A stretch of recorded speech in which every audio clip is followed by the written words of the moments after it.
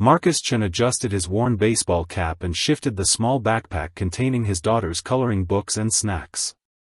The departure gate at Denver International Airport buzzed with the usual mixture of business travelers checking phones, families corralling restless children, and elderly couples studying boarding passes with careful attention.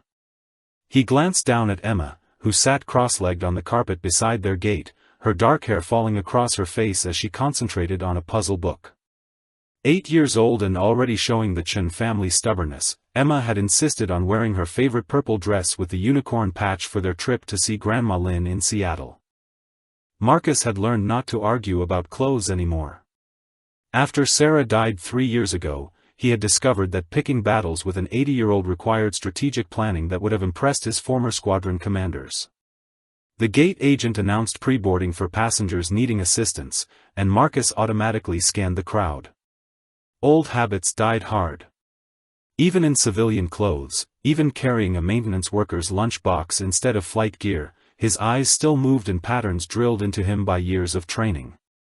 Exits, potential problems, people who seemed out of place or distressed. Emma looked up from her puzzle. "Daddy, do you think Grandma made those cookies with the little sprinkles on top?"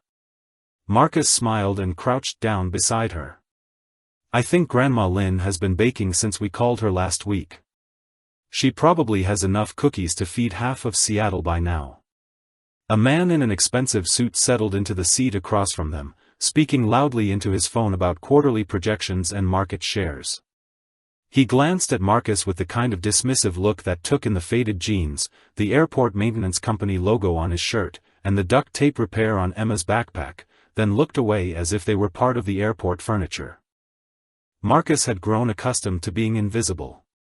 3 years of working the early morning shift at Denver International, servicing ground equipment and checking runway lights, had taught him the particular anonymity that came with wearing a uniform most people never noticed.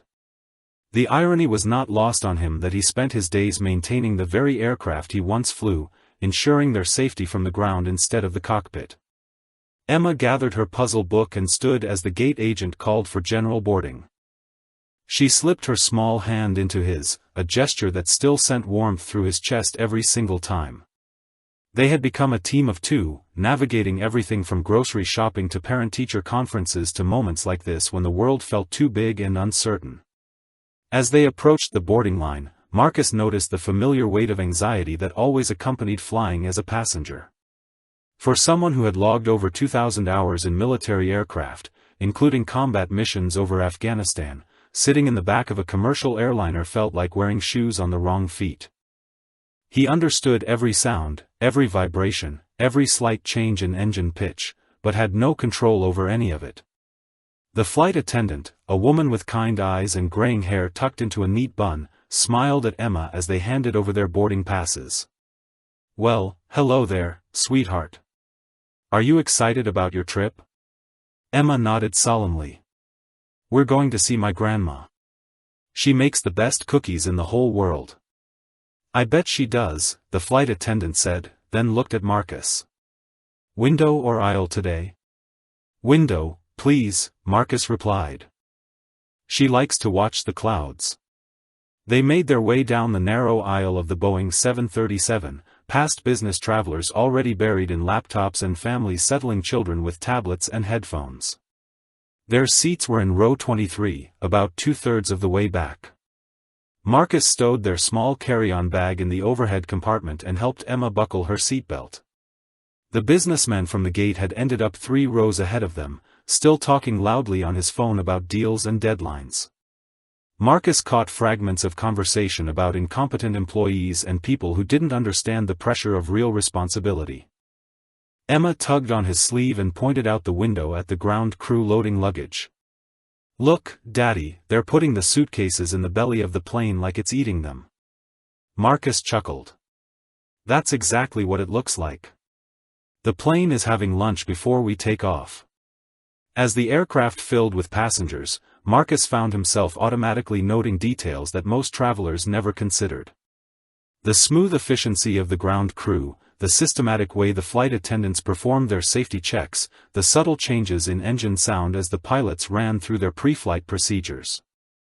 He could picture the cockpit activity from memory, the careful choreography of switches and instruments and radio communications that would soon lift them into the sky. Emma pressed her face to the window as the plane pushed back from the gate. The Denver skyline stretched out beneath gathering afternoon clouds, and Marcus felt the familiar tug of homesickness even though they were only going to be gone for 4 days. This would be Emma's first time flying without Sarah, their first trip as just the two of them, and he wanted everything to be perfect. The captain's voice came over the intercom, professional and reassuring, announcing their route to Seattle and an estimated flight time of 2 hours and 45 minutes. Weather looks good along our path today, folks. We should have you on the ground right on schedule. Marcus closed his eyes and listened to the increasing whine of the engines as they taxied toward the runway.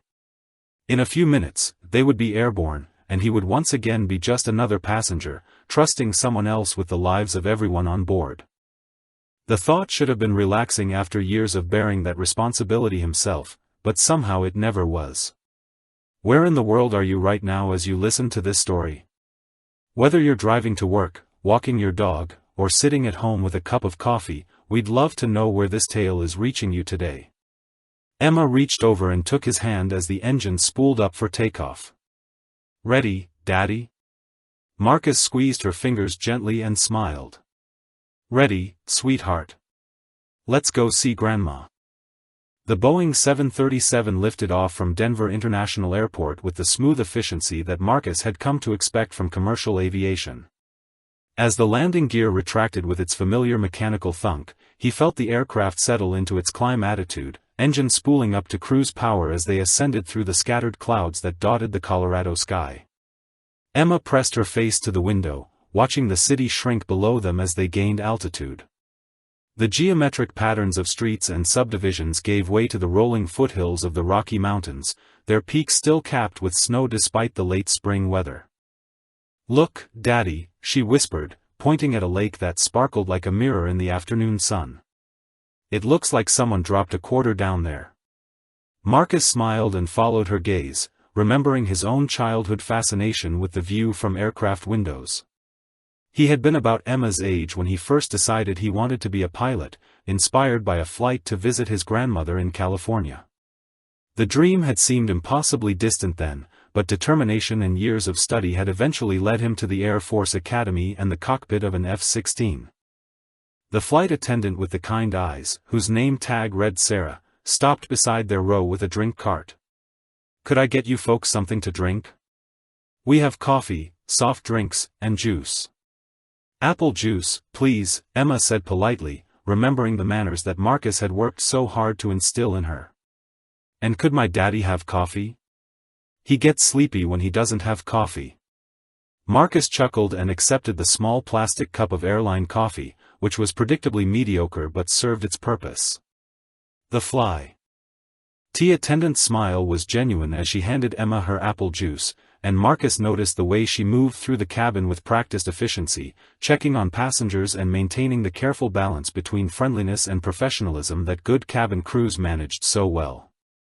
3 rows ahead, the businessman was still engaged in what appeared to be a heated phone conversation about quarterly projections and market share analysis.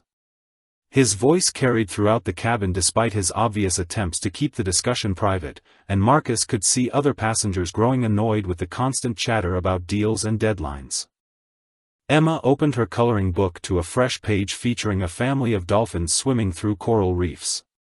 She had always been drawn to ocean scenes, despite living in landlocked Colorado, and Marcus had promised her they would visit the Pacific coast someday soon. The trip to see Grandma Lynn was a step in that direction, and he was looking forward to seeing Emma's reaction to her first glimpse of the ocean. The aircraft leveled off at cruise altitude, and the captain's voice came over the intercom with the standard announcements about flying time, weather at their destination, and the current altitude and ground speed.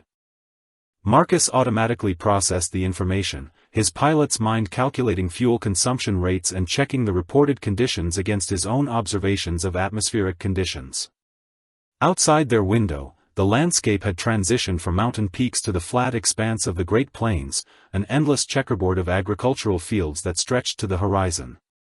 Farm roads created geometric patterns across the countryside, and Marcus could see the occasional cluster of buildings that marked small towns scattered across the rural landscape. Emma had finished coloring one dolphin and was carefully selecting a blue crayon for the ocean background when she looked up at her father with a thoughtful expression. "Daddy, why don't you fly airplanes anymore?" The question caught Marcus off guard, as Emma's questions often did. She had never known him as anything other than an airport maintenance worker, but she was intelligent enough to notice the way he watched aircraft operations and understood aviation terminology that most ground crew members wouldn't recognize. "I used to fly different kinds of airplanes," he said carefully, not wanting to lie but also not ready to explain the complex emotions that had driven him away from the cockpit after Sarah's death. "But now I help take care of airplanes from the ground, which is also important work." Emma considered this explanation while adding careful blue strokes to her coloring page. "Do you miss flying?" The honesty of the question cut straight to the heart of issues Marcus had been avoiding for 3 years. He did miss flying, more than he was comfortable admitting even to himself. The sense of freedom and responsibility that came with commanding an aircraft, the satisfaction of precise navigation and smooth landings, the camaraderie of working with skilled crew members toward common goals. "Sometimes I do miss it," he admitted. "But being your daddy is the most important job I've ever had, and I wouldn't trade that for anything." Emma nodded seriously and returned to her coloring, apparently satisfied with his answer. But Marcus found himself thinking about the path that had brought him to this moment, sitting in the passenger cabin of an aircraft he was qualified to fly, watching someone else make the decisions that kept them safely airborne. The businessman's phone conversation had finally ended, and he was now working on a laptop computer, typing rapidly while occasionally glancing out the window with the distracted air of someone whose mind was always focused on the next deal or meeting. Marcus wondered if the man had ever taken time to simply enjoy the miracle of flight, to appreciate the complex systems and skilled professionals that made routine air travel possible. A slight bump of turbulence caused Emma to look up from her coloring book with mild concern. Marcus automatically noted the aircraft's response to the atmospheric disturbance, the way the pilots made small corrections to maintain smooth flight, and the subtle changes in engine sound that indicated normal operations in slightly rougher air. "It's just a little bump in the sky," he explained to Emma, remembering how his own father had comforted him during his first experience with turbulence decades earlier. "The pilots know how to handle it, and the airplane is built to be very strong." Emma accepted his reassurance and returned to her artwork, but Marcus found himself paying closer attention to the aircraft's behavior as they continued their flight toward Seattle. His years of experience had taught him to recognize the subtle signs that distinguished normal operations from potential problems, and while everything seemed routine, he couldn't shake the habit of constant situational awareness that military training had ingrained in him. An hour into the flight, Marcus noticed the first subtle indication that something was not entirely normal with their aircraft. It was nothing dramatic, just a barely perceptible change in the harmonic frequency of the engines that suggested one of them was working slightly harder than the other. Most passengers would never have detected the difference, but his trained ear picked up the variation immediately. Emma had finished her dolphin scene and moved on to a more complex page featuring a castle with multiple towers and flags. She worked with the focused concentration that reminded Marcus so much of Sarah, her tongue poking out slightly as she carefully stayed within the lines. The resemblance was sometimes painful, but more often it filled him with gratitude for the living reminder of the woman he had loved. The flight attendant named Sarah made another pass through the cabin, collecting empty cups and checking on passenger comfort. Marcus noticed that she moved with slightly more purpose than before, her eyes scanning the cabin with the kind of attention that suggested she might have received some communication from the cockpit about potential issues. When she reached their row, Marcus caught her eye and spoke quietly. "Everything okay up front?" She paused for just a moment, her professional smile flickering slightly. "Just routine monitoring of some minor system indications. Nothing that affects flight safety." But Marcus heard the careful phrasing that flight crews used when they wanted to avoid alarming passengers while acknowledging that they were dealing with something out of the ordinary. Minor system indications could mean anything from a faulty sensor to the early stages of a serious mechanical problem. The businessman 3 rows ahead had apparently noticed the flight attendant's slightly increased activity level as well, because he flagged her down as she passed his seat. "Is there some kind of problem?" he demanded in the same tone he probably used with subordinates in his office. "No problem at all, sir," she replied with practiced calm.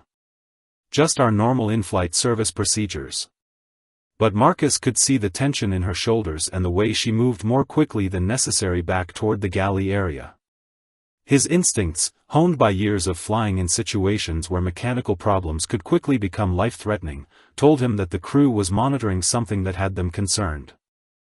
Emma looked up from her coloring book as a slight vibration ran through the aircraft structure. "The airplane feels funny," she observed with the directness that children brought to describing their world. Marcus felt it too, a subtle tremor that suggested one of the engines was not running as smoothly as it should. The vibration was intermittent and mild, but it was definitely there, and it seemed to be getting slightly more pronounced as time passed.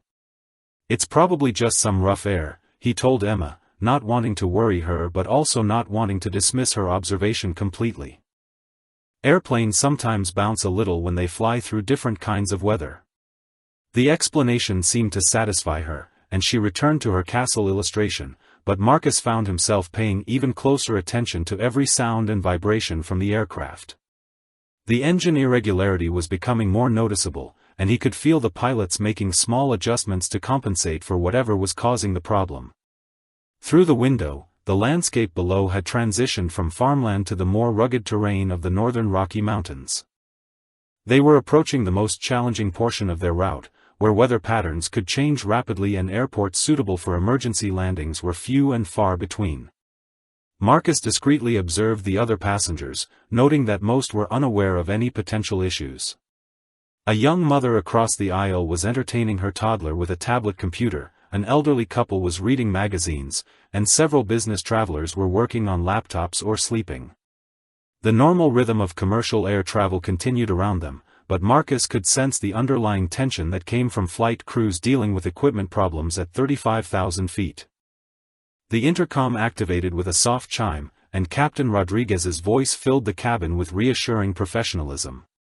"Ladies and gentlemen, we're making a slight course adjustment to avoid some weather ahead of us. This may add about 10 minutes to our flight time, but we should still arrive in Seattle close to our scheduled time." The announcement was delivered with the kind of calm authority that passengers expected from airline captains, but Marcus heard the subtext. Course adjustments were sometimes made to position the aircraft closer to suitable airports in case problems worsened, and the mention of weather could be covering for the need to stay within gliding distance of emergency landing sites. Emma had moved on to coloring the flags on her castle towers, using red and blue crayons to create intricate patterns that showed remarkable artistic ability for an 80-year-old. Marcus watched her work and felt a familiar surge of pride mixed with protective anxiety. She was the most important thing in his world, and the thought of anything happening to her was unbearable. The aircraft banked slightly to the left as the pilots executed their course change, and Marcus felt another vibration pulse through the structure. This one was more pronounced, and he could see the flight attendant in the galley area pick up the interphone to communicate with the cockpit. Her expression was carefully neutral, but Marcus could read the concern in her posture. "Daddy," Emma said, looking up from her coloring again, "why is that lady talking on the phone so much?" Marcus followed her gaze to the flight attendant, who was indeed spending an unusual amount of time in communication with the cockpit. "Flight attendants stay in touch with the pilots to make sure everything is going smoothly," he explained. "It's part of their job to keep everyone safe and comfortable." The explanation was true as far as it went, but Marcus knew that the frequency of communication suggested something beyond routine coordination. The crew was monitoring a developing situation, and based on the engine irregularities he had been detecting, it was likely related to mechanical problems that could potentially affect the safety of the flight. As they continued westward over the mountains, Marcus found himself automatically calculating distances to airports, fuel remaining, and glide ratios in case of complete engine failure. It was an unconscious process, the result of thousands of hours of training that had made emergency planning as natural as breathing. He hoped his calculations would prove unnecessary, but experience had taught him that preparation for the worst-case scenario was the mark of a professional aviator. The vibrations had grown more frequent and noticeable over the past 20 minutes, and Marcus could see that other passengers were beginning to sense that something was not quite right with their flight. The businessman ahead of them had stopped working on his laptop and was glancing around the cabin with growing concern. The young mother across the aisle was holding her toddler more tightly, and several passengers were looking out the windows with expressions that suggested they were trying to determine if the landscape below offered any comfort. Emma had finished her castle and was now working on a farm scene complete with horses, cows, and a red barn. Her concentration remained unbroken by the aircraft's increasing irregularities, but Marcus noticed that she was gripping her crayons more tightly than usual. Children had an instinctive ability to sense adult anxiety, and despite his efforts to remain calm, she was picking up on his growing concern. The flight attendant Sarah appeared at their row again, this time carrying a small notebook and wearing an expression that was professional but noticeably more serious than before. "Sir," she said quietly to Marcus, "could I speak with you for just a moment?" Marcus unbuckled his seatbelt and followed her a few steps toward the galley area, leaving Emma absorbed in her coloring. When they were out of earshot of other passengers, Sarah spoke in a low, urgent tone. "You mentioned earlier that you have experience with aircraft systems," she said. "I need to know exactly what kind of experience we're talking about." Marcus studied her face, seeing genuine worry beneath the professional composure. 2,200 hours as an Air Force pilot, mostly in F-16s but also some time in transport aircraft. "I'm familiar with emergency procedures and have dealt with in-flight emergencies before." "Why are you asking?" Sarah glanced toward the cockpit, then back at Marcus. "We're having some mechanical issues that are beyond what our crew has dealt with before. Captain Rodriguez has been flying commercially for 20 years, but First Officer Mitchell is relatively new, and they're both concerned about the developing situation." "What kind of mechanical issues?" Marcus asked, though he had already formed his own conclusions based on the vibrations and engine irregularities he had been monitoring. "Multiple system anomalies," Sarah replied. "Started with hydraulic pressure fluctuations, but now we're seeing electrical irregularities and engine parameter variations. The captain is following all the appropriate checklists, but the problems seem to be cascading faster than the procedures can address them." Marcus felt a familiar tightness in his chest, the physiological response that came with recognizing a potentially life-threatening situation. Cascading system failures were among the most dangerous scenarios in aviation, because they could quickly overwhelm even experienced crews who were trained to handle individual emergencies but not multiple simultaneous problems. "Are you asking me to assist in some capacity?" he asked, though he already knew the answer. "Not yet," Sarah said. "But if the situation deteriorates further, would you be willing to help? I know it's irregular, but we have 147 people on board, and we need to consider every option." Marcus glanced back at Emma, who was carefully coloring a brown horse in her farm scene. The decision he was being asked to consider would mean potentially leaving his daughter's side during a crisis to help strangers, but it could also mean the difference between everyone going home safely and a tragedy that would destroy countless families. "If you need my help, I'll do whatever I can," he said simply. Sarah nodded gratefully and returned to the galley area, where she began speaking quietly into the interphone again. Marcus returned to his seat beside Emma, who looked up at him with trusting dark eyes. "Was that lady asking you to help with something?" Emma asked with the perceptiveness that sometimes surprised him. "She was just checking to make sure we're comfortable," Marcus replied, not wanting to lie but also not wanting to frighten her. "How's your farm picture coming along?" Emma showed him the page, which now featured several animals in various stages of completion. "I'm making it like Grandma Lynn's stories about when she was little," she explained. "She used to tell me about the farm where she grew up, with horses and chickens and a big red barn." Marcus smiled, remembering his mother-in-law's tales of rural childhood in Washington state. The stories had become family legend, passed down through Sarah to Emma, creating connections across generations that transcended geography and time. The aircraft shuddered more violently than before, causing several passengers to gasp and look around with obvious alarm. Marcus felt the pilots fighting to maintain control as multiple systems continued to degrade, and he could sense their growing struggle to keep the aircraft stable and on course. The businessman finally stood up and approached the galley area, his earlier arrogance replaced by genuine fear. "What's going on?" he demanded of the flight attendants. "This doesn't feel normal." "Sir, please return to your seat and keep your seatbelt fastened," Sarah replied with professional firmness. "We're experiencing some minor turbulence, and the pilots are handling everything appropriately." But Marcus could see the strain in her voice and the way her hands trembled slightly as she tried to maintain the illusion of routine operations. The situation was clearly worsening, and the crew was running out of options for managing the multiple system failures. Emma reached over and took his hand, her small fingers warm and trusting in his palm. "Daddy," she said quietly, "I think the airplane is scared." Her innocent observation cut straight to the heart of what was happening around them. The aircraft was indeed struggling, its systems failing in ways that would challenge even the most experienced crews, and everyone on board was about to face a test that would determine whether they would see their families again. Marcus squeezed Emma's hand gently and made a silent promise that he would do everything in his power to ensure she had the chance to grow up, go to college, fall in love, and live the full life that Sarah had been denied. Whatever was required of him in the next hour, he would be ready to provide it. The first indication that something was seriously wrong came as a subtle vibration through the aircraft frame, barely perceptible to most passengers but immediately recognizable to Marcus. He had been helping Emma with her coloring book when the slight tremor ran through the fuselage, followed by an almost imperceptible change in the engine's harmonic frequency. His hand froze over the crayon box as every instinct from his military training screamed alert. Around them, passengers continued their conversations and activities, oblivious to the warning signs. The businessman 3 rows ahead was still barking orders into his phone about market strategies. A mother across the aisle was trying to convince her toddler to keep his shoes on. The flight attendants moved through the cabin with practiced smiles, collecting empty cups and checking seatbelts. But Marcus felt the aircraft's distress like a physical ache.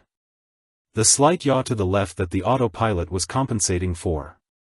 The barely audible change in hydraulic pressure that suggested a system working harder than it should. These were the kinds of details that separated experienced pilots from passengers, the subtle language of mechanical stress that spoke volumes to those trained to listen. Emma looked up from her coloring page, a purple unicorn that was gradually taking shape under her careful attention. "The plane feels funny, Daddy. Like it's wobbly." Marcus forced his expression to remain calm even as his heart rate increased. "It's probably just some turbulence, sweetheart. Nothing to worry about. Keep working on your beautiful unicorn." He glanced toward the front of the cabin, trying to catch a glimpse of the flight attendants' faces for any sign that the crew had noticed the irregularities. Their training would be similar to his in some ways, teaching them to maintain passenger confidence even when systems were failing. But he could read the subtle tension in their movements, the slightly forced quality of their smiles. The aircraft shuddered again, more pronounced this time, and several passengers looked up from their books and devices. An elderly man across the aisle gripped his armrest tighter, and Marcus saw genuine concern flicker across the face of the flight attendant nearest to them. Through the small window, Marcus could see the wing flexing more than normal, the control surfaces making minute adjustments that suggested the pilots were working harder to maintain stable flight. The cloud cover had thickened since takeoff, and he could feel the aircraft fighting against increasing atmospheric pressure. "Ladies and gentlemen, this is Captain Rodriguez speaking from the cockpit. We're experiencing some minor turbulence as we navigate around a weather system. Please return to your seats and ensure your seatbelts are securely fastened. Flight attendants, please prepare for possible rough air ahead." The announcement was delivered with professional calm, but Marcus heard the underlying tension. Minor turbulence was not what they were experiencing. This was something more serious, something that required immediate attention and possibly emergency procedures. Emma's hand found his as the aircraft lurched more violently to the left. Several passengers gasped, and someone's drink spilled in the row behind them. The flight attendants moved quickly through the cabin, checking that overhead bins were secure and that passengers were properly belted in. Marcus made a decision that went against every protective instinct he had developed as a father. He gently took Emma's coloring book and placed it in the seat pocket in front of her. "Emma, I need you to listen to me very carefully. I want you to put both hands on your armrests and keep your feet flat on the floor. Can you do that for me?" She nodded, her dark eyes wide but trusting. "Is everything okay, Daddy?" "Everything is going to be fine," he said, and meant it. "But sometimes grown-ups need to help each other, and I might need to help the people who are flying our plane. You're the bravest girl I know, and I need you to be extra brave right now." The businessman had finally ended his phone call and was looking around the cabin with growing alarm. His earlier arrogance had evaporated, replaced by the universal vulnerability that came with being completely dependent on others for survival. He caught Marcus's eye for a moment, and in that instant, all social hierarchies disappeared. They were just people on a machine that was struggling to stay in the sky. Another violent shudder ran through the aircraft, and this time the lights flickered. Emergency lighting strips along the floor illuminated briefly, then returned to normal. Marcus knew that meant they were experiencing electrical issues on top of whatever mechanical problems were causing the instability. His mind automatically began running through emergency procedures, calculating descent rates and alternative airports, even though he was sitting in row 23 with no authority and no access to flight controls. The flight attendant with the kind eyes approached their row, moving carefully against the aircraft's irregular motion. She leaned down toward Marcus with a concerned expression. "Sir, is your daughter doing okay? Some of the younger passengers are getting frightened." "She's very brave," Marcus replied, keeping his voice steady. "But I have a question for you.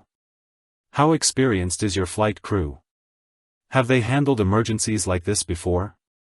The flight attendant's professional mask slipped for just a moment, revealing genuine worry. "Captain Rodriguez has 20 years of experience with the airline. But our first officer is relatively new, and we've never seen anything quite like this combination of issues." Marcus nodded, filing away the information. "If you need any assistance at all, please don't hesitate to ask. I have some experience with aircraft systems." The flight attendant looked at him more carefully, taking in his calm demeanor and the way he seemed unshaken by the aircraft's distress. "What kind of experience?" Before Marcus could answer, the aircraft dropped suddenly, as if falling through an invisible hole in the sky.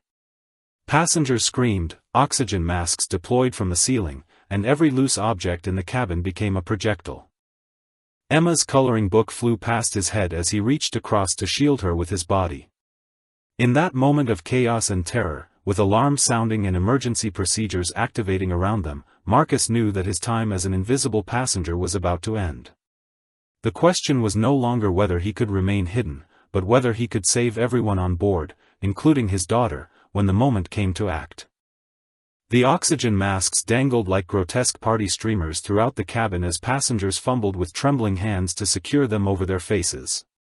Marcus helped Emma with her mask first, ensuring the elastic band sat properly behind her ears and that the clear plastic covered her nose and mouth completely.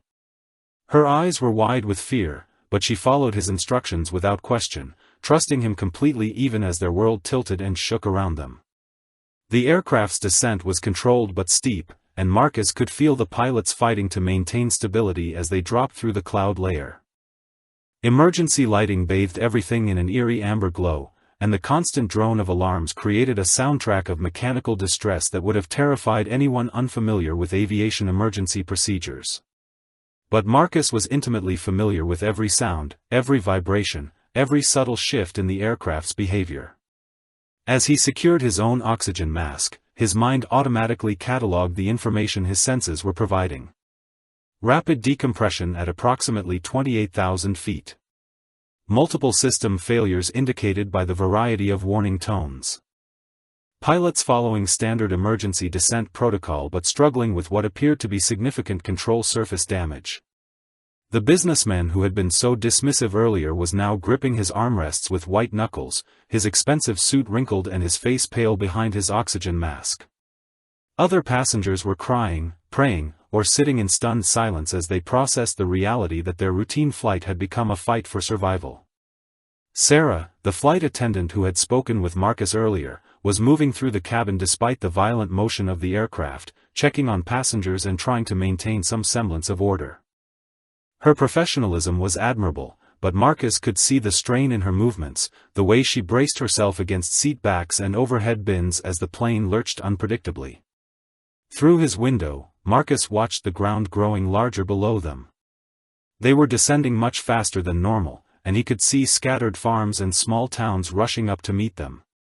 His pilot's eye automatically began calculating their rate of descent against their forward airspeed, trying to determine if they would have enough altitude to reach a suitable airport. The intercom crackled to life again, but this time the voice was different. Not Captain Rodriguez's steady baritone, but a younger voice tight with stress and barely controlled panic. "Ladies and gentlemen, this is First Officer Mitchell. We are declaring an emergency and beginning an immediate descent to Denver International Airport. Please remain in your seats with your seatbelts fastened and your oxygen masks on. Flight attendants, please prepare for emergency landing procedures." Marcus felt his blood run cold. The first officer was flying the plane, which meant something had happened to Captain Rodriguez. A medical emergency, most likely, given the stress and altitude. That left a relatively inexperienced pilot trying to handle multiple system failures while dealing with the added pressure of his captain's incapacitation. Emma tugged on his sleeve, her voice muffled by the oxygen mask. "Daddy, why is the airplane sick?" He turned to face her, forcing his expression to remain calm and reassuring. "Sometimes airplanes have problems just like people do, sweetheart. But there are very smart people who know how to fix those problems and get us safely back to the ground." Even as he spoke the words, Marcus was making rapid calculations. Denver International was at least 40 minutes away at their current speed and trajectory. With the rate of descent they were maintaining and the obvious control difficulties, he wasn't certain the first officer could maintain controlled flight that long. The aircraft needed someone with extensive emergency experience, someone who could think beyond standard procedures when standard procedures weren't enough. Sarah appeared at his row again, moving carefully against the aircraft's erratic motion. "Sir, you mentioned you had experience with aircraft systems. Could you be more specific about that experience?" Marcus looked at Emma, then back at the flight attendant. His daughter's safety depended on the decisions he made in the next few minutes. The safety of everyone on board depended on those decisions. "I'm a former Air Force pilot. 2,200 hours of flight time, including combat missions and emergency situations. I flew F-16s primarily, but I'm familiar with commercial aircraft systems." Sarah's eyes widened behind her oxygen mask. "Are you current? Do you still hold a license?" Marcus nodded. "Current commercial license, though I haven't been flying professionally for the past 3 years. But emergency procedures don't change much, and I've been in situations like this before." The aircraft shuddered again, more violently than before, and several passengers screamed. Marcus could feel the pilots losing control, could sense the aircraft systems failing faster than they could compensate. Whatever was wrong up front was getting worse, not better. Sarah made a decision that would change everything. "Sir, I need to speak with you privately. Would you be willing to come with me to the front of the aircraft?" Marcus looked down at Emma, his heart breaking at the thought of leaving her even for a moment. But he also knew that staying in his seat and doing nothing might mean she would lose the only parent she had left. He leaned over and spoke directly into her ear, his voice firm but gentle. "Emma, I need you to be the bravest you've ever been. I'm going to go help the people flying our airplane, but I'll be right back. Keep your mask on and keep your seatbelt tight. Can you do that for me?" She nodded solemnly, reaching out to squeeze his hand. "You're the best pilot in the whole world, Daddy. I know you can fix it." Her simple faith in him was both heartbreaking and empowering. Marcus stood carefully, holding onto seat backs for stability as the aircraft continued its erratic descent.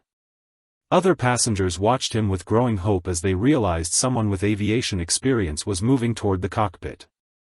The businessman caught his arm as he passed. "Please," the man said, his earlier arrogance completely gone. "Please help us."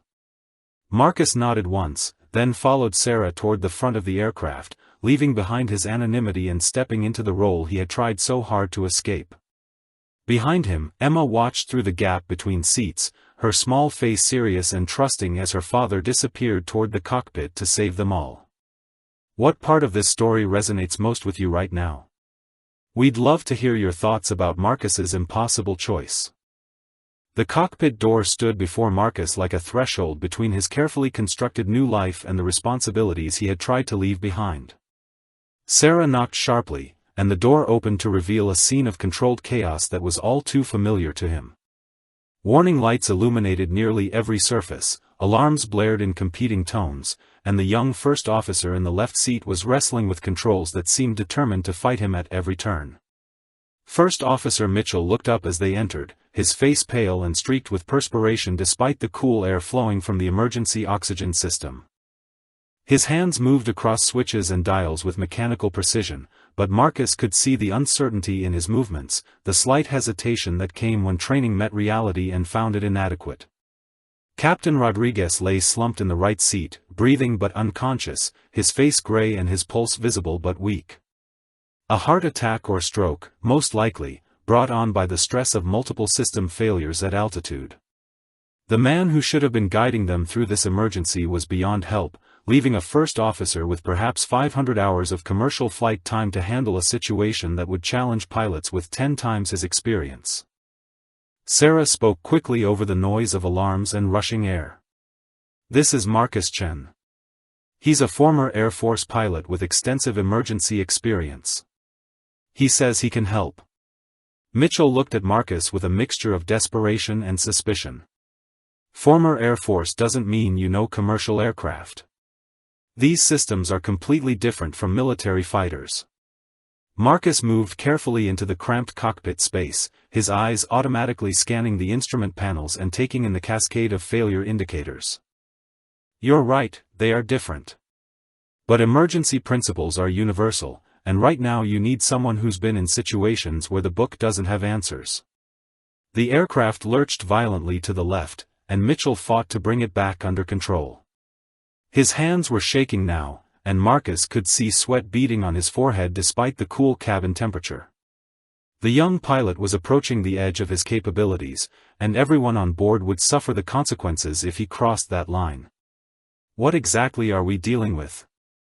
Marcus asked, sliding into the jump seat behind the pilot's positions. "Multiple hydraulic failures," Mitchell replied, his voice tight with strain. "We lost primary and backup systems about 10 minutes ago. Flying on manual reversion only. Electrical problems are cascading through secondary systems. And Captain Rodriguez collapsed just after we started the emergency descent." Marcus studied the instrument displays, his trained eye immediately identifying the critical information among the chaos of warning lights and failure indicators. The aircraft was essentially flying on backup systems that were never designed to handle the full load of flight operations.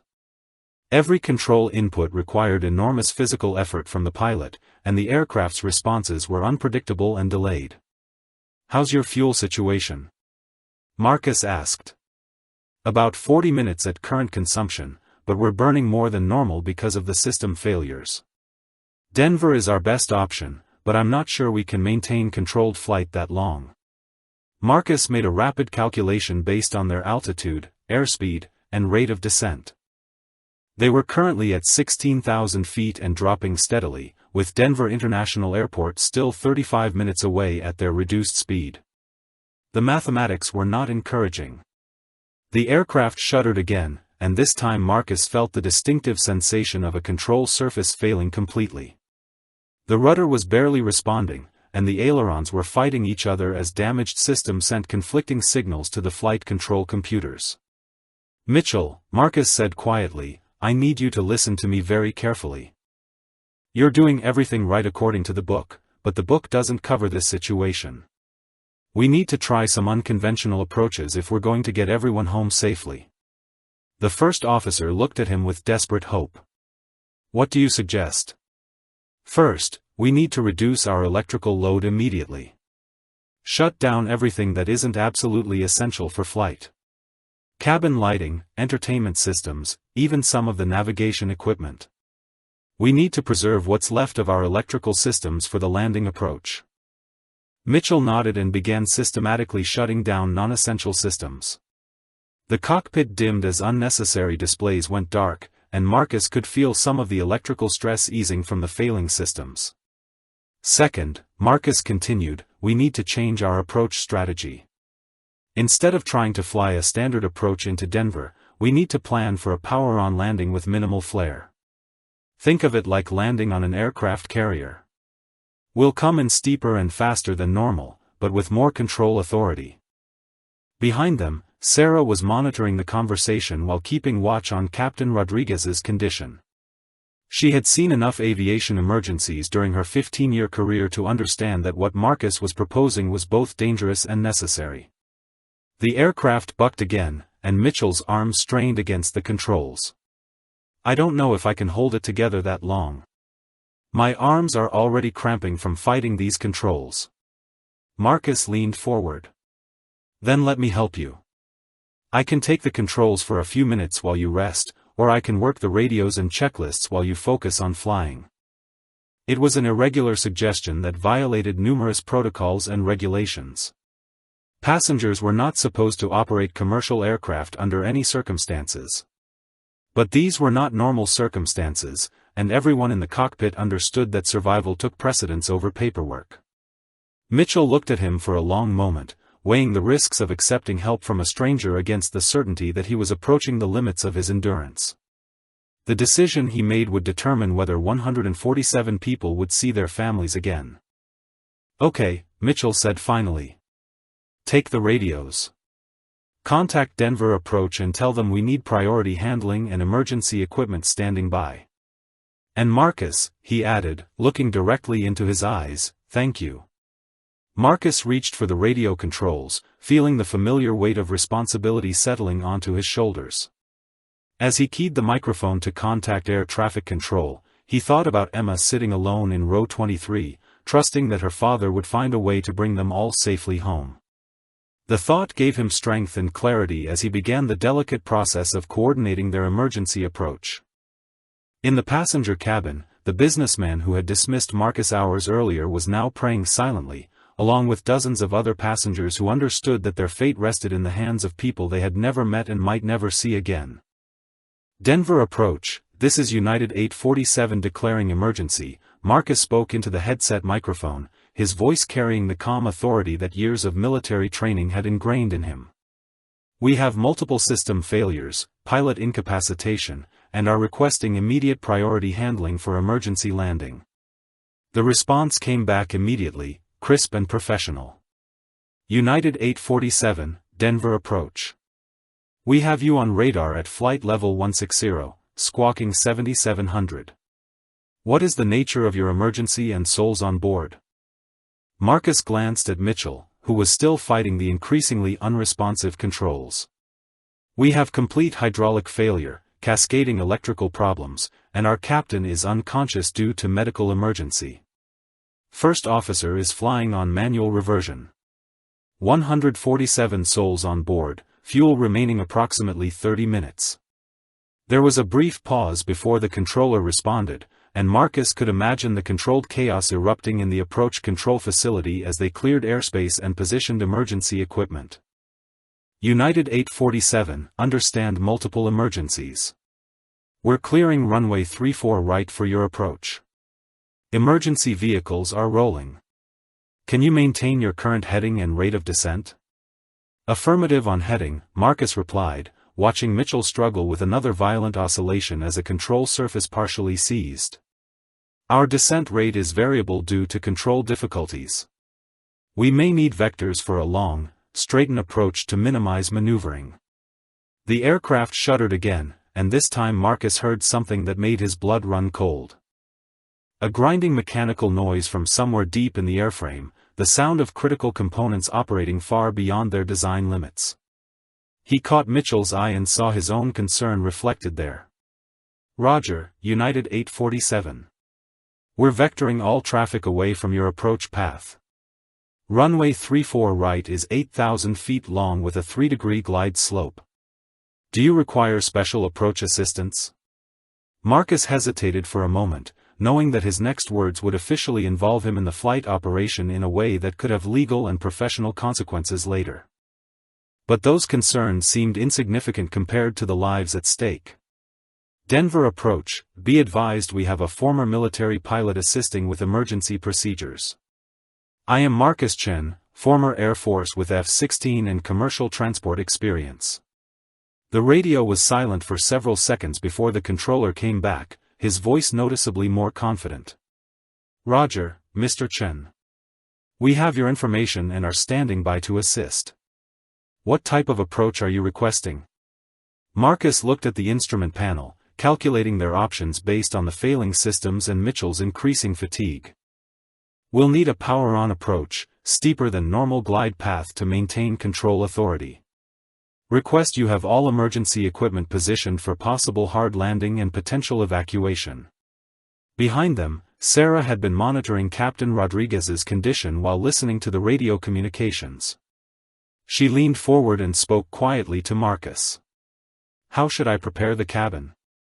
The passengers are getting more frightened as this goes on. Marcus turned to face her, seeing the trust and desperation in her eyes. Tell them the truth, but keep it simple.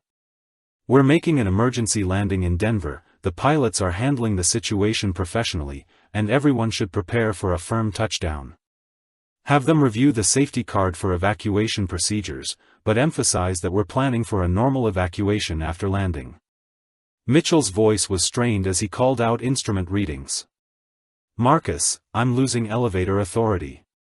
The nose wants to drop, and I'm running out of trim to compensate.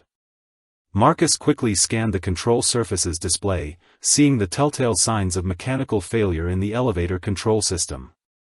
The aircraft was becoming increasingly difficult to control, and they were still 20 minutes from the airport. He made a decision that would have been unthinkable under normal circumstances. Mitchell, I need to take the controls for a few minutes. You're exhausted, and I have experience with degraded flight control situations. The first officer looked at him with a mixture of relief and uncertainty. Legally, I can't let a passenger fly the aircraft. Legally, Marcus replied, we're all going to die if we don't do whatever it takes to get this plane on the ground safely. I'm not asking to land it. I'm asking to help you maintain control until we get to the airport. Mitchell nodded slowly and began the transfer of control, his hands reluctant to leave the yoke even as his arms trembled with fatigue. Okay, you have the aircraft. But I'm staying on the controls with you. Marcus felt the familiar weight of the flight controls in his hands, the subtle feedback that told him about the aircraft's attitude, airspeed, and stability. The Boeing 737 was dramatically different from the F-16s he had flown in combat, but the fundamental principles of flight remained the same. He immediately felt the extensive damage to the control systems, the way the aircraft wanted to roll left and nose down despite his inputs. The aircraft's behavior reminded him of a mission over Afghanistan when his F-16 had taken battle damage and he had nursed it back to base on backup systems and determination. The same principles applied here: smooth inputs, anticipate the aircraft's behavior, and never give up control authority. United 847, Denver approach. We show you at 12,000 feet, 22 miles southeast of the airport. Turn left heading to Savenzaro for base leg. Marcus eased the aircraft into the turn, feeling the sluggish response and the way the damaged systems fought his inputs. But the aircraft responded, and he felt a surge of hope. They could do this. It would require precision and perhaps some luck, but they could get everyone home safely. In the passenger cabin, Emma sat with her hands folded in her lap, her coloring book forgotten as she watched other passengers prepare for landing. She couldn't understand all the technical details, but she knew her daddy was up front saving everyone, just like he had always saved her from thunderstorms and monsters under the bed. Her faith in him was absolute and unshakable, even as the airplane continued its dangerous dance with gravity and mechanical failure. The Denver skyline appeared through the broken cloud layer below them, a sprawling metropolis that looked deceptively peaceful from 8,000 feet. Marcus could see the distinctive layout of Denver International Airport in the distance, its white tent-like terminal roof gleaming in the afternoon sun. But between their current position and that runway lay the most dangerous 15 minutes of flying he had ever attempted. The aircraft's condition had deteriorated significantly during their descent. What had started as hydraulic problems had cascaded into a complete system breakdown that left them flying on emergency backup power and manual controls that responded with agonizing slowness to every input. Marcus could feel the airframe vibrating in ways that suggested structural stress beyond normal limits. Mitchell remained on the controls beside him, his hands following Marcus's inputs and ready to take over if needed. The first officer's initial skepticism had given way to grudging respect as he watched Marcus handle the crippled aircraft with a smoothness that came only from extensive experience with emergency situations. United 847, you're cleared for emergency approach runway 34 right, the air traffic controller's voice crackled through their headsets. Wind is calm, visibility 10 miles. Emergency equipment is in position and standing by. Marcus keyed the microphone while maintaining his careful control inputs. Denver approach, United 847. We're experiencing severe control difficulties and may not be able to execute a standard approach. Request long final and minimal radio calls during critical phase of flight. Roger, 847. You're cleared straight in from your present position. Airport is 12 o'clock and 15 miles. Contact tower when you have the runway in sight. Through the forward windows, Marcus could see the airport's distinctive runway layout emerging from the haze.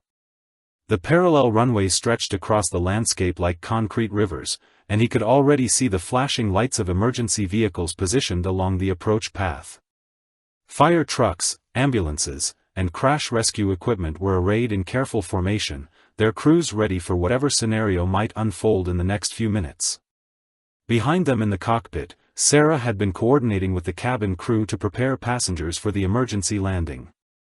She returned now with a concerned expression. The passengers are as ready as they can be. Seatbelts tight, tray tables up, and they've reviewed the evacuation procedures. But some of them are asking about the man who went to help in the cockpit. Marcus smiled grimly without taking his eyes off the instruments. Tell them that sometimes the best help comes from unexpected places. And remind them that we're all going to walk away from this. The aircraft lurched suddenly as another hydraulic line failed completely, and Marcus felt the last vestiges of normal control authority disappear. They were now flying entirely on backup systems that had never been designed to handle approach and landing operations. Every control input required physical strength and precise timing, and the aircraft's responses were unpredictable and delayed. Marcus, I don't think we can make a normal approach, Mitchell said, his voice tight with concern. The aircraft is barely controllable, and we're still losing systems. Marcus had already reached the same conclusion. They needed a different strategy, something that would minimize their time in the most vulnerable phase of flight while maximizing their chances of a survivable landing. He thought back to carrier landings he had practiced during his naval aviation training, approaches where precision mattered more than elegance. We're going to make a carrier-style approach, Marcus announced. Steeper than normal, faster than normal, with a controlled crash rather than a landing. It's going to be rough, but it gives us the best chance of maintaining control throughout the approach. Mitchell nodded, understanding the logic even though it went against everything he had been taught about commercial aviation. Sarah prepared to return to the cabin to warn the flight attendants about the unusual approach they were about to attempt. United 847, Denver Tower. You have runway 34 right in sight. Continue approach, caution wake turbulence. Marcus could see the runway clearly now, a long strip of concrete that represented safety for everyone on board. But between their current position and that runway lay 3 miles of carefully controlled flight that would test every skill he had learned in 20 years of flying military aircraft. The aircraft descended through 4,000 feet, then 3,000, with Marcus making constant adjustments to maintain their precarious stability. He could feel Mitchell's hands on the controls beside him, ready to assist with the enormous physical effort required to fly the damaged airplane. In the passenger cabin, Emma pressed her face to the window and watched the ground growing larger below them. She could see cars on highways, houses with swimming pools, and the airport getting bigger and bigger. Other passengers sat in tense silence, many holding hands with strangers and finding comfort in shared vulnerability. The businessman who had been so dismissive of Marcus earlier was now gripping his armrest and staring toward the front of the aircraft, understanding that his life depended entirely on the skills of the man he had judged so harshly based on appearance and assumption. 2,000 feet. Marcus could see individual emergency vehicles now, their red and yellow lights flashing in silent preparation. The runway threshold was clearly visible, marked with the standard white stripes that had guided countless aircraft safely to Earth. But this would be unlike any landing that runway had ever seen. The aircraft shuddered again, more violently than before, and Marcus heard the distinctive sound of metal under extreme stress. Something in the wing structure was approaching its breaking point, and they were still 90 seconds from touchdown. Time was running out for their crippled aircraft and everyone aboard. 1,000 feet. Marcus began the final approach corrections, his hands moving with practiced precision despite the aircraft's increasingly erratic behavior. Mitchell called out airspeed and altitude readings while monitoring the remaining functional instruments. Both men understood that the next 60 seconds would determine whether they became heroes or statistics. The runway grew larger in their windscreen, and Marcus felt the familiar focus that came with the most critical moments of flight. Everything else disappeared except the aircraft, the runway, and the precise calculations required to bring them safely together. Behind him sat Emma and 146 other people who trusted him completely, even though most of them had never heard his name until today. 500 feet above the runway, Marcus felt the aircraft trying to roll uncontrollably to the left as another control surface seized completely.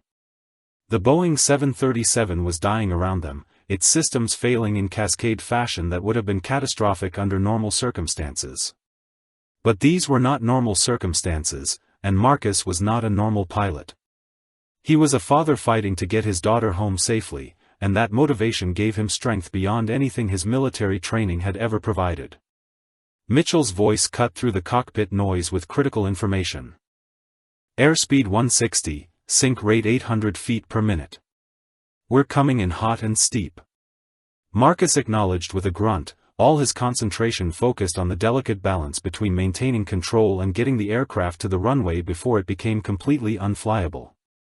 The approach was unlike anything in commercial aviation textbooks, more like a controlled crash than a landing, but it was their only option given the extensive system failures. 300 feet.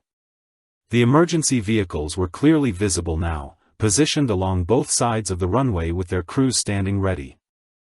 Marcus could see firefighters in their protective gear, paramedics beside their ambulances, and crash rescue specialists prepared for whatever scenario might unfold in the next 30 seconds.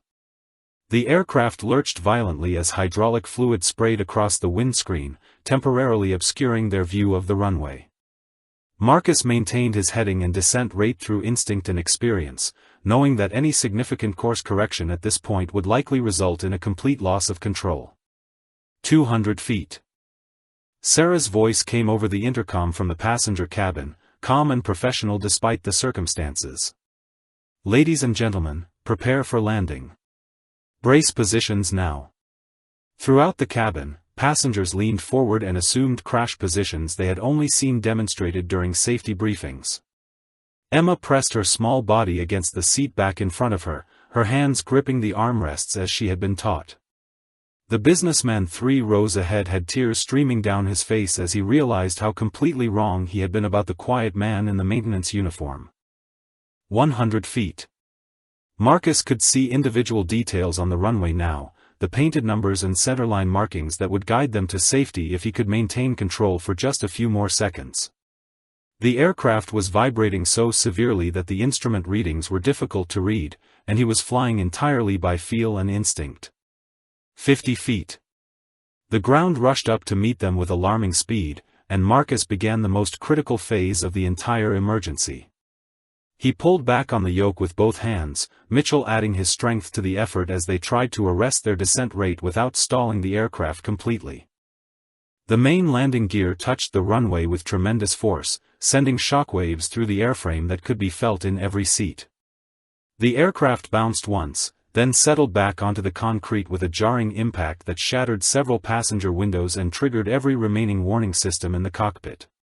Marcus immediately deployed the thrust reversers and applied maximum braking, feeling the aircraft fighting him even during the landing roll. The nose gear slammed down with another bone-jarring impact, and he could hear metal grinding against metal as damaged components struggled to handle the stress of deceleration. The aircraft slewed sideways on the runway, the damaged control systems making it nearly impossible to maintain directional control. Marcus worked the rudder pedals and differential braking, using every technique he had learned in 20 years of flying to keep them on the pavement and prevent a catastrophic ground loop.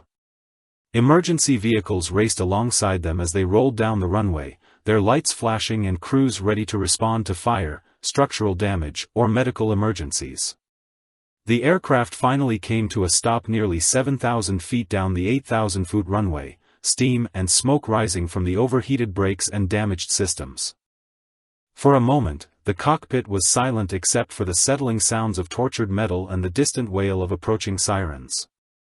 Marcus sat with his hands still gripping the controls, hardly believing they had managed to get the aircraft on the ground with everyone alive. Mitchell slumped in his seat beside him, exhausted but smiling with relief and admiration. Sarah appeared in the cockpit doorway, her face reflecting the same mixture of disbelief and gratitude that Marcus felt. Everyone is conscious and alert in the cabin. No apparent serious injuries. The passengers are asking about you. Marcus unbuckled his harness and stood on unsteady legs, his body shaking slightly as the adrenaline began to ebb. Through the cockpit windows, he could see emergency crews surrounding the aircraft, checking for hazards and preparing for evacuation procedures. But his only thought was getting back to Emma. He made his way through the cabin, past passengers who reached out to touch his arm or shoulder as he passed, their faces showing gratitude that words could not express. Some were crying, others were laughing with relief, and many were applauding softly as they recognized the man who had saved their lives. Emma was waiting in row 23 exactly where he had left her, her seatbelt still fastened and her coloring book clutched in her small hands. When she saw him approaching, her face lit up with the kind of pure joy that only children can express. "Daddy!" she called out, reaching for him as he dropped into the seat beside her. "Did you fix the airplane?" Marcus wrapped his arms around her and held her close, feeling her warm weight against his chest and breathing in the familiar scent of her strawberry shampoo. "I did, sweetheart. We're all safe now." The businessman appeared in the aisle beside them, his expensive suit wrinkled and his face showing the humility that comes from confronting one's own mortality. "Sir," he said quietly, "I owe you an apology. And a debt I can never repay." Marcus looked up at him, seeing not the arrogant executive from earlier in the flight, but a fellow human being who had been stripped of pretense by shared danger. "No apology necessary. We all made it home safely, and that's what matters." Outside the aircraft, news crews were already arriving to cover the dramatic emergency landing. Within hours, the story would spread across social media and news networks, the tale of a single father who had stepped forward when his skills were needed most desperately. But for now, Marcus simply held his daughter and felt grateful for the chance to watch her grow up, knowing that this day had reminded him that sometimes the most important heroism happens when ordinary people choose to use their gifts to help others, regardless of the personal cost. The evacuation of Flight 847 proceeded with remarkable calm considering the harrowing emergency they had just survived. Marcus carried Emma down the emergency slide, her arms wrapped around his neck as they descended to the tarmac where paramedics and airline officials waited to assist passengers. The late afternoon sun cast long shadows across the runway, and the damaged aircraft behind them looked like a wounded bird that had somehow found the strength to complete one final flight. Emergency medical technicians checked each passenger as they reached the ground, looking for injuries from the hard landing and ensuring that everyone was stable after the trauma they had endured. Most passengers were physically unharmed, though many showed signs of emotional stress and the particular exhaustion that comes from surviving a life-threatening experience. Emma clung to Marcus as they were examined by a paramedic, a kind woman with graying hair who reminded him of Captain Rodriguez's wife from the squadron Christmas parties years ago. "She's remarkably calm for what she's been through," the paramedic observed as she checked Emma's pulse and blood pressure. "She's always been brave," Marcus replied, smoothing his daughter's hair as she rested her head against his shoulder. "Much braver than her old man sometimes." Behind them, passengers were being loaded onto buses that would take them to the terminal for processing and rebooking on other flights. But many lingered near the emergency slide, reluctant to leave without expressing their gratitude to the man who had saved their lives. They formed an informal reception line, shaking Marcus's hand and offering words of thanks that seemed inadequate for what he had done. The businessman who had been so dismissive earlier approached with his wife, who had been waiting at the gate for his arrival. His entire demeanor had changed, the arrogance replaced by genuine humility and respect. "Sir, I need to tell you something," he said, his voice carrying the weight of profound realization. Marcus shifted Emma to his other arm and extended his hand. "Thompson, isn't it? You don't need to say anything. We all did what we had to do today." But Thompson shook his head firmly. "No, I do need to say this. I judged you completely wrong from the moment I saw you at the gate. I saw your clothes, your job, and I made assumptions about who you were and what you were worth.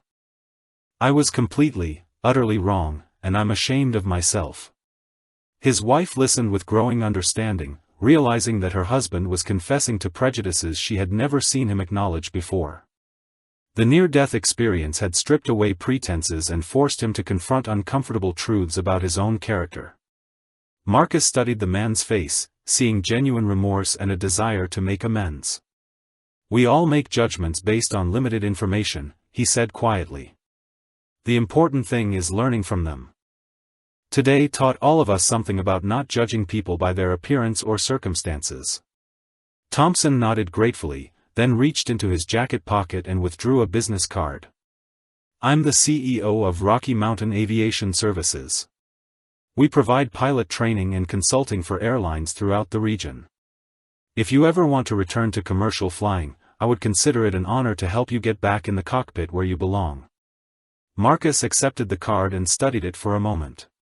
The offer was tempting, representing a return to the career he had loved and the financial security that would benefit Emma's future. But it also meant stepping back into a world he had deliberately left behind after Sarah's death. "I appreciate the offer more than you know," Marcus said finally. "Let me think about it and get in touch with you in a few days." A reporter and camera crew had arrived on the scene, drawn by the dramatic nature of the emergency landing and the story of a passenger who had helped save the flight. The reporter, a polished woman in her 30s, approached with the aggressive confidence that came with breaking news opportunities. "Mr. Chen, I'm Jessica Martinez from Channel 7 News. Could we get a few minutes to talk about what happened today? Our viewers would love to hear about your heroic actions." Marcus instinctively stepped back, uncomfortable with the attention and publicity. He had always preferred to work behind the scenes, whether in the military or in his current job maintaining aircraft systems. The idea of being thrust into the spotlight as a hero felt foreign and unwelcome. "I appreciate your interest, but I'd prefer not to do interviews right now. There were a lot of people involved in getting that aircraft safely on the ground, including First Officer Mitchell and the entire cabin crew. They deserve just as much recognition as anyone else." The reporter persisted, sensing a compelling human interest story. "But surely you can understand why people would want to hear from the man who saved 147 lives today. You're a hero, Mr. Chen." Emma looked up at her father with pride shining in her dark eyes. "He is a hero," she said with 80-year-old certainty.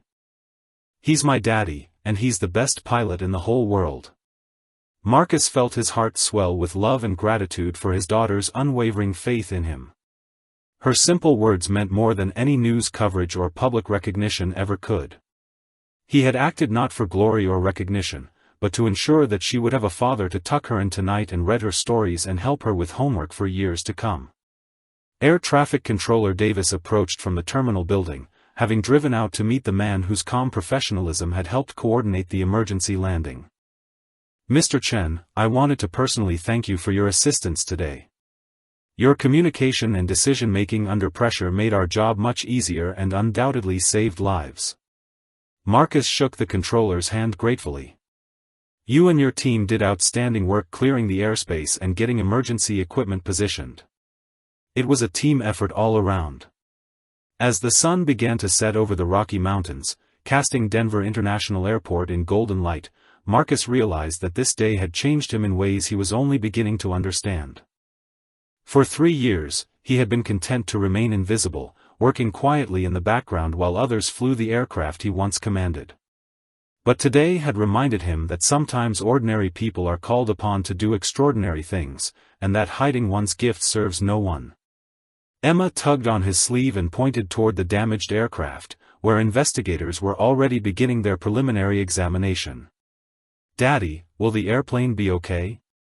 Marcus followed her gaze to the Boeing 737, its scarred exterior telling the story of their harrowing journey. "It'll need a lot of work, sweetheart. But airplanes are tough, and there are people whose job it is to fix them and make them safe again. Just like you did today," Emma said with perfect logic. Marcus smiled and kissed the top of her head, understanding that his daughter had grasped something profound about the nature of fixing broken things and helping them fly again. 3 weeks after the emergency landing of Flight 847, Marcus stood in the cockpit of a gleaming Boeing 737 at Rocky Mountain Aviation's training facility, watching a new class of first officers practice emergency procedures in the flight simulator. The irony was not lost on him that he was now teaching the same skills he had been forced to use that afternoon when their routine flight to Seattle had become a fight for survival. Thompson had been true to his word, offering Marcus a position as chief flight instructor that came with a substantial salary increase and the opportunity to return to the career he had loved. More importantly, the schedule allowed him to be home with Emma every evening and attend her school events without requesting time off from supervisors who barely knew his name. Emma sat in the observer's seat behind the simulator, her homework spread across a small table as she worked on math problems between watching her father guide student pilots through various emergency scenarios. She had become something of a mascot at the training center, and the other instructors had taken to bringing her small gifts and asking about her school projects. The door to the simulator room opened, and First Officer Mitchell entered with a nervous smile. He had requested additional emergency training following the events of Flight 847, wanting to build his confidence and skills for handling unusual situations. The experience had shaken him, but it had also motivated him to become the kind of pilot who could handle any crisis that might arise. "Ready for today's lesson?" Marcus asked, gesturing toward the simulator controls. Mitchell nodded and settled into the captain's seat, his movements more confident than they had been during their first training session the previous week. Marcus had been working with him on decision-making under pressure and the kind of unconventional thinking that sometimes made the difference between survival and catastrophe. "Today we're going to practice the scenario we lived through," Marcus said, taking the instructor's position at the control panel. "Multiple system failures, pilot incapacitation, and degraded flight controls. But this time, you'll have the luxury of knowing it's just a simulator." Emma looked up from her homework as the simulation began, watching with fascination as her father recreated the emergency that had made him famous throughout the aviation community. News of his actions had spread far beyond Denver, and he had received calls from airlines around the world asking about his availability for consulting work. The simulator lurched and shuddered as Marcus programmed in the various system failures, and Mitchell began working through the emergency checklists with growing confidence. His radio calls were clear and professional, his decision-making process methodical but decisive. The young pilot was learning not just the technical aspects of emergency flying, but the mental discipline required to think clearly when lives depended on his choices. As the simulated emergency progressed, Marcus found himself thinking about the chain of events that had brought him to this moment. Sarah's death had driven him away from flying, but Emma's need for a father had ultimately brought him back to the cockpit in a way he had never expected. Sometimes the most important journeys were the ones you never planned to take. The simulator session concluded with a successful emergency landing, and Mitchell emerged from the cockpit with a broad smile of accomplishment. His confidence had grown dramatically over the past few weeks, and Marcus could see the makings of an exceptional pilot in the young man's developing skills and judgment. "Excellent work," Marcus said, shaking Mitchell's hand. "You handled that pressure beautifully. Your passengers would have been in very good hands." "I had a good teacher," Mitchell replied. "And a good example to follow. What you did that day showed all of us what real aviation professionalism looks like." After Mitchell left for his next training session, Marcus and Emma gathered her homework and prepared to head home for dinner. They had established new routines since he had started working at the training center, including evening walks around their neighborhood where Emma would tell him about her school day and he would answer her endless questions about airplanes and flying. As they walked to the parking lot, Emma slipped her hand into his with the unconscious trust that had always been the foundation of their relationship. "Daddy," she said, looking up at him with serious dark eyes, "are you happy that you're flying again?" Marcus considered the question carefully, understanding that his daughter was asking about more than just his career choice. She was asking whether he had found peace with the decisions that had shaped their lives over the past 3 years. "I'm happy that I can use my skills to help other people become better pilots," he said finally. "And I'm happy that I can do work that I love while still being the kind of father you deserve." Emma nodded with the wisdom that children sometimes display when they grasp truths that adults struggle to articulate. "I think Mommy would be proud of you," she said simply. The words hit Marcus with unexpected force, carrying a mixture of grief and healing that he was still learning to navigate. Sarah had always believed in his abilities as a pilot, but more importantly, she had believed in his capacity to make difficult choices for the right reasons. Today's work felt like a fulfillment of that faith. As they drove home through the Denver traffic, Marcus reflected on the lessons of the past month. He had learned that sometimes the most valuable gifts were the ones you kept hidden until they were desperately needed. He had learned that true recognition came not from seeking attention, but from quietly using your abilities to serve others.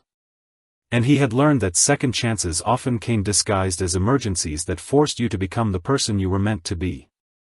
The evening news was running a follow-up story about Flight 847 as they pulled into their driveway, featuring interviews with passengers who had gone on to live fuller lives because of their shared experience with mortality. The businessman Thompson had started a scholarship fund for children of airline employees, and several other passengers had made significant changes in their relationships and priorities. But Marcus turned off the radio before the story finished, more interested in helping Emma with her homework and making dinner together than in reliving his moment of public recognition. The real satisfaction came not from the praise or the career opportunities, but from the knowledge that his daughter was proud of him and that his actions had reminded people to look beyond surface appearances when judging others. If this story has touched your heart in any way, we'd love to know where you're listening from around the world. Whether it's morning coffee in London, afternoon drive time in Los Angeles, or late night in Tokyo, your connection to these characters and their journey means everything to us. Thank you for taking this flight with Marcus and Emma, and remember that heroes often look exactly like ordinary people until the moment when ordinary isn't enough.